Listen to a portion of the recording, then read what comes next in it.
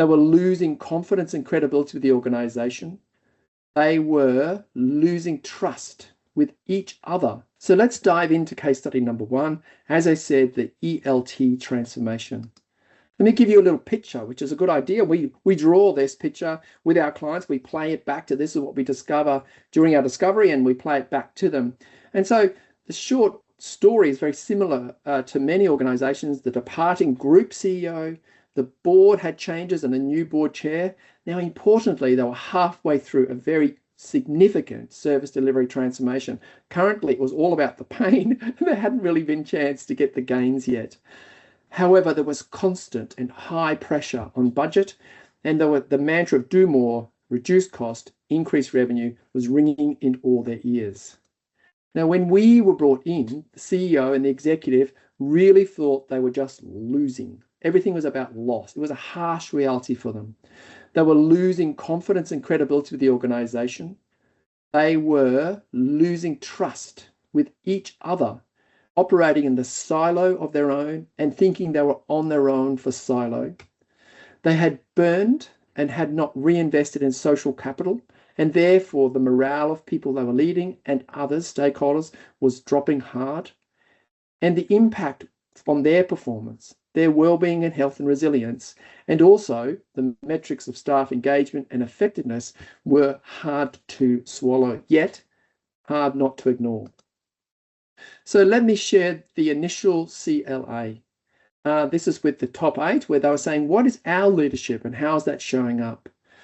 And as you can see from the metrics here, the overall, the one that had the largest energy on time was this summary dimension of complying out to the 60th percentile, followed by protecting to the 50th percentile.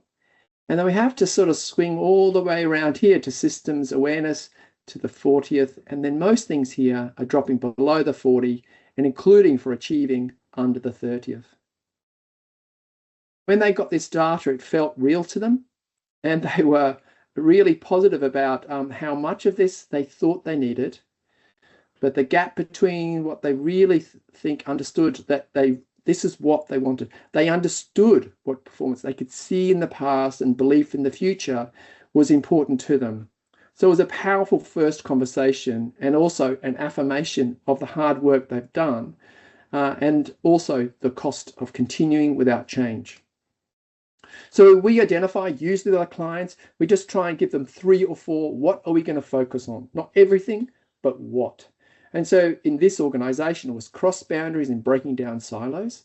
The idea here is they actually need new ways of being courageously compassionate with each other through candor, and we worked on core principles. The second part was to lead together. We did work on purpose, values, and strengths. And the concept here about collective and individual development. This is actually happening at parallel with each other and learning new skills in dialogue and, as I said, peer coaching. And finally, we introduced some new ways of working, also refamiliarize them with new ways of working, which was that strategic and system leadership. And so we work with them on adaptive leadership and also design thinking. So the program was 12 months long, 4 workshops. It included one-to-one development using the LCP as well as the collective development through the CLA and our GLT survey. And we then had individual development and ideas that they're going to connect with themselves throughout the organization. As a result, let's explore what were the results, both the qualitative and quantitative for this.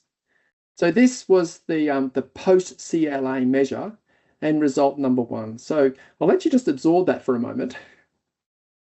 Note how much is in the reactive now and how aligned to what they actually wanted, their ideal, and the shifts between all 5 of the summary dimensions. So let's put them side by side. Note the date. From September, the program started in August, but we had to start and then understand and then measure. So notice the before and after here. So where were the changes, the biggest shifts in the summary dimension? Relating up 45%, self-awareness, authenticity, system awareness, and achieving all significant shifts, which they were really pleased. And it felt different for them actually going through that. And of course, the number one, the biggest difference here was the increase or the change in authenticity. What about the reactive? What actually happened down here? Well, you notice some pretty significant drops. 40% drop in complying, which had been their highest, and now it's still the highest, but it's all under the 30th percentile. This team were incredibly grateful and could really feel the hard work. They did an incredible amount of hard work internally first.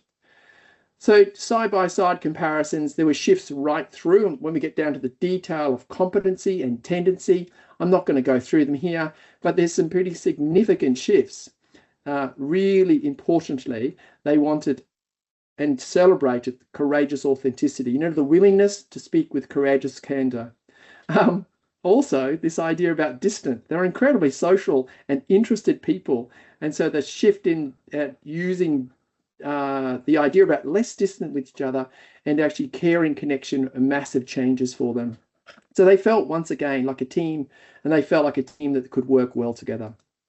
So let's look at result area 2, the quantitative measures from a very low base. Importantly, it's an increase in start engagement 7%, but that actually included dropping, the knife stopped dropping, turned around and actually rose 7%, which they were delighted with. Year on year, it's just been falling. They had a surplus increase, they maintained the percentage of revenue, and importantly, staff and customer satisfaction, the NPS, increased by 6%. Let's look at the qualitative measures now by looking at result level number 3. This is actually what they started saying. They started using real measures of progress rather than perfect, which, big shout out to Jason Fox there. The idea of progress is a huge motivator rather than perfect. Laughter, authentic dialogue, that was happening between them.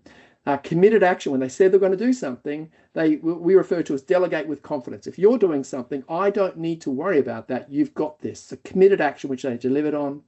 They were speaking clearly and saw themselves as partners in real challenges. They left the room and there was one voice. They supported each other in the room, outside the room.